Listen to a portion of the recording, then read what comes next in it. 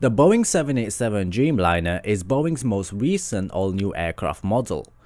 The long-range mid-size aircraft has allowed travel between small cities, further bringing the world closer together. Now the 787-8, the 9 and the 10 seat between 242 and 335 passengers in a typical 3-class configuration. It's 20% more fuel efficient than its predecessor, the 767, and the aircraft was designed with composite structures, making the aircraft incredibly light. Now in terms of orders, around 1,400 787s have been ordered and 742 are currently in service as of October 2018. Now during the late 1980s, Boeing saw their sales of the 767 and also the 747-400 models declining. The 747X, which was a stretched version of the 400, and the Sonic Cruiser, which was a supersonic Concorde competitor, was also proposed. Now there wasn't much market interest for the 747X. However, many airlines were enthused by the Sonic Cruiser, although they expressed their concerns about the operating costs. However, after the September 11 attacks, the global aviation industry was disrupted and demand dropped, with many airlines struggling to even survive. To make things worse, increased oil prices led to very high operating costs, and demand grew for a very fuel-efficient aircraft. Boeing conceived a solution, codenamed the 7E7. It aimed to be a smaller mid-sized twin jet rather than the larger 747-sized aircraft. This began the shift in the aviation industry, where the old hub-and-spoke model of carrying passengers from point A to point C via point B on big planes like the 747s was more expensive for airlines rather than flying directly from point A to point C with smaller jets like the 787. Now the 787 was the second part of Boeing's Yellowstone project, which aimed to replace its entire lineup of aircraft with 3 planes. The 797 is set to replace the 727, the 37 and also the 757. The 787 is meant to replace the 767, and the 777X is designed to replace the older 777s and the 747. Now the development story of the 787 is well known to many people. Initially planned for entry into service in May 2008, the 787 suffered 8 separate delays between 2007 and 2011. The reasons range from supply chain problems, weight problems, design issues, and even a blowout in the Trent 1000 engine. Due to this, Boeing delivered the 787 3 years later to ANA. Now the first set of the Dreamliners were overweight by several tons, and the poor performing engines didn't hit their targets for fuel consumption. On top of that, Boeing had to pay out hundreds of millions of dollars in compensation to their customers because of the performance guarantees that they signed for the plane. Now in 2003, the 787 was grounded for more than 3 months due to the plane being defective, and the reason was due to the lithium batteries, which had a risk of inflammation. Now in April 2004, All Nippon Airways announced an order for 50 787s, making them the launch customer for the Dreamliner. Now deliveries were set to begin in late 2008, and the order consisted of 30 787-3s, which was originally supposed to carry up to 330 passengers on short-range routes. It also consisted of 20 787-8s with seats around 250 passengers for regional international routes like Tokyo Narita to Beijing, but also for ultra-long-haul lower-demand routes like Tokyo to Denver and Moscow. The first airliner to feature composite fuselage instead of multiple aluminium sheets, the 787 had over 50,000 fasteners. Now the powerhouses of the plane were the General Electric GE NX and the Rolls-Royce Trent 1000. Recently, the Rolls-Royce engines have led to many 787s being grounded due to the increased wear on the blades. About 40% of the extra 20% fuel efficiency over the 767 was a result of better engines, with gains from aerodynamic improvements and weight contributing to the rest.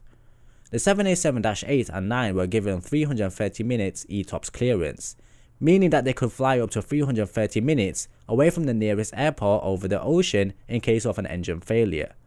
Now the A350 extra widebody has the longest ETOPS rating of 370 minutes, or just over 6 hours, meaning it can fly almost anywhere on Earth. Now the first aircraft appeared at the Farnborough Air Show in 2010. However, around 2 weeks later, the Trent 1000 engine suffered a blowout during the ground testing, and this delayed the 787 program. A month later, an engine surge occurred, further delaying the development of the aircraft. Now 2 months later, smoke and flames engulfed the cabin of the plane whilst in test flight, caused by the electrical systems, and the flight testing was suspended until December the 23rd, 2010. Now it was safe to say that the aircraft was on a crash course. However, the aircraft was eventually certified on September the 25th, 2011, and ANA received their first 787-8. They received a second Dreamliner 2 weeks later, and on October the 26th, the Dreamliner flew its first commercial flight between Tokyo Narita and Hong Kong, even though the Dreamliner was 3 years late. The tickets were sold on an online auction, and the highest bidder paid $34,000 for one seat, which is around 13 times the price of the usual business class ticket between 2 hubs. Now the Dreamliner was supposed to be a passenger favourite also. ANA surveyed 800 passengers who flew their 787 from Tokyo to Frankfurt. 90% of the passengers said that the aircraft exceeded their expectations, and 25% said that they would go out their way to fly the 787 again. The aircraft was great for airlines too. Fuel burn was 21% less than the 767-300ER on international flights, and the operating cost was 6% lower than its competitor, the A330. Now IAG's budget airline, Level, is only introducing 2 more A330s since there are not enough 787 pilots. The 787 has a dispatch reliability of 99.3%, meaning that 99.3% of flights leave the gate with no more than 15 minutes of delay due to technical issues. Now the Dreamliner program has cost Boeing $32 billion. It's expected to make a profit in the future, however, as airlines are still ordering the aircraft. I briefly mentioned the 787-3. This was cancelled, but let's talk a bit about the proposal. It would have carried around 290 and 330 passengers with a maximum range of 5,500 kilometers. To keep the Dash 8 model on track for delivery, the Dash 9 was postponed, but it still had priority of the Dash 3. It had 43 orders, but they were all converted to the 787-8s by January 2010, and eventually Boeing later withdrew the model. Now initial customers like ANA and Japan Airlines used the plane to expand to Europe and also the US. British Airways uses it for North and South America. Hainan Airlines has expanded into deep Asia and also Europe, and the list goes on and on. But perhaps the most innovative use of the 787 is for ultra long haul travel. Only a select few planes are able to fly ultra long haul, such as the 777-200LR and also the A350-900 ULR. Now the first airline to use the 787-9 for ultra long haul travel was United Airlines on San Francisco and Singapore. This flight was so successful that United is expanding to Los Angeles to Singapore.